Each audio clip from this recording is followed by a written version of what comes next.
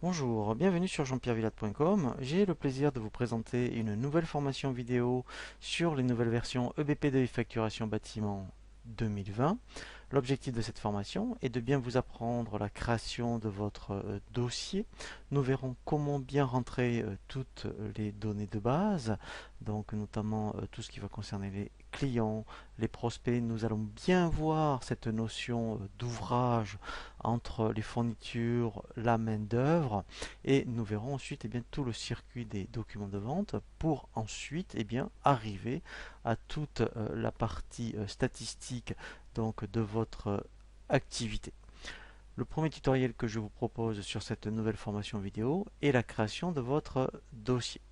Lorsque vous lancez donc pour la première fois EBPDI Facturation Bâtiment 2020, vous allez avoir cet écran d'accueil où ici vous voyez vous avez donc la possibilité de créer votre dossier. Donc on va se laisser guider par un assistant. Je fais suivant. Lorsque je suis en version monoposte, donc je laisse l'option poste client serveur, je continue, suivant. Voilà, donc là je vais donner le nom de mon dossier, donc je vais l'appeler EBPDev BAT 2020 par exemple. Je fais suivant. Ici donc il faut bien renseigner toutes les informations concernant donc ici donc la forme juridique. Je mettrai SARL par exemple. Donc là je vais mettre donc l'adresse. Alors je vous invite à le remplir de façon le plus complet possible, puisque toutes ces informations ensuite vont donc être disponibles sur vos documents de vente. Suivant. Voilà, donc là toujours pareil, il faut vraiment donc bien indiquer toutes les informations. Ici votre numéro de TVA Intracom, et là très important, le mode de TVA. Donc on verra pendant la formation vidéo trois notions. Une première notion de TVA sur les débits, c'est celle qu'on va laisser par défaut. Donc là c'est lorsqu'on est du négoce, puisque EBP de facturation bâtiment peut servir à d'autres activités autres que le bâtiment.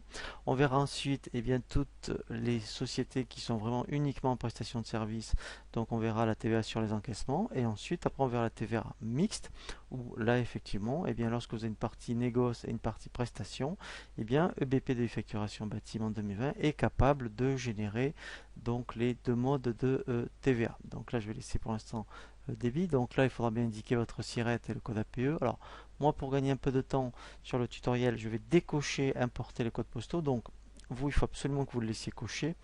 Donc c'est pour rapatrier tous les codes postaux lorsque vous allez créer vos clients. Donc là je fais suivant.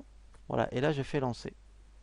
Donc là il a terminé la création donc du dossier. Voilà, donc là on va voir maintenant un nouveau tutoriel sur tout ce qui va concerner l'ergonomie et la navigation.